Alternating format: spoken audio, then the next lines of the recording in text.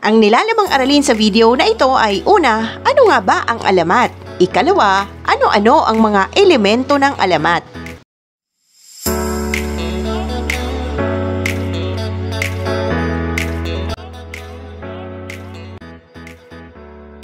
Dumako na tayo sa unang bahagi ng video na ito. Ano nga ba ang alamat? Ang alamat ay isa sa kauna-unahang panitikan ng mga Pilipino bago pa dumating ang mga Espanyol. Karaniwang kathang-isip o maaari namang hango sa tunay na pangyayari. Maaari ring tungkol sa mga pangyayaring di kapanipaniwala o kaya'y tungkol sa pagkakabuo ng pangalan ng lugar, bagay at iba pa. Mababaka sa alamat ang matatandang kaugaliang Pilipino. Layunin din ng alamat na manlibang. Sa tulong ng bawat bahagi ng alamat ay naipapakita ang mga pangyayari na sumasalamin sa kultura, tradisyon, kaugalian at kalagayang panlipunan ng sinaunang Pilipino.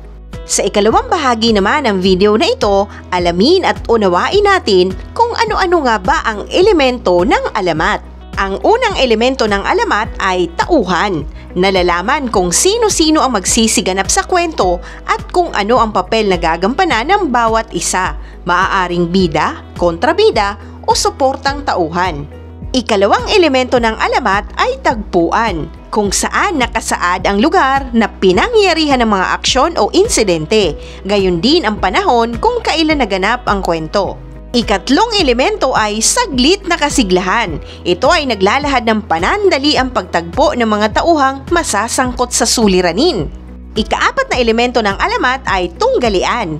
Ito naman ang bahaging nagsasaad sa pakikitunggali o pakikipagsapalaran ng pangunahing tauhan laban sa mga suliraning kakaharapin na minsan ay sa sarili, sa kapwa o sa kalikasan.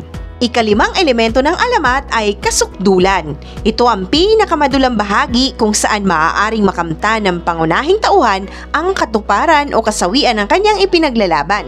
Ika-anim na elemento ng alamat ay kakalasan. Ito ang bahaging nagpapakita ng unti-unting pagbaba ng takbo ng kwento mula sa maigting na pangyayari o kasukdulan.